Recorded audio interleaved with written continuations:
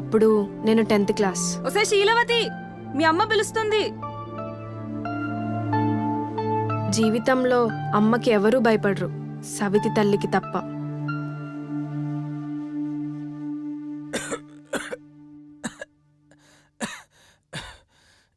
నాకేడ దొరికావరా నువ్వు దొంగ సచ్చినోడా? నీ కూతురేమో ఊరి మీద పడి తిరుగుతుంది, ఒక్కదాన్ని కష్టపడాలి. నువ్వు నీ కూతురు తిని దున్నపోతల్లాగా ఊరి మీద పడి తిరగండి.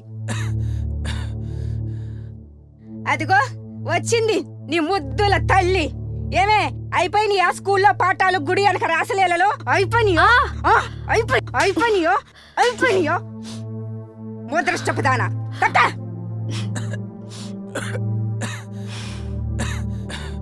అమ్మ తిట్టడం, నాన్న ఓదార్చడం నా చిన్నతనం నుంచే అలవాటుగా మార్చుకున్నాను.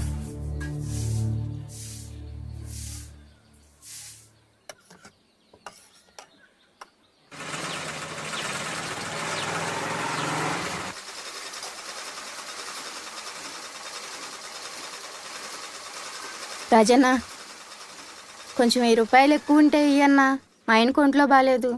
చూడు పద్మా, నేను కూడా నీలా కష్టపడేవాడినే. నాకు 1 రూపాయి రావాలన్నా ఊరికే రావు. ఒక పని చెయ్యి, నీకు కూతురు ఉంది కదా, దాన్ని మన షాపులో పనికి పెట్టు. మీ ఇంట్లో పప్పుగా ఉప్పుగా అయినా డబ్బులు వస్తాయి కదా. సరే రాజన్న.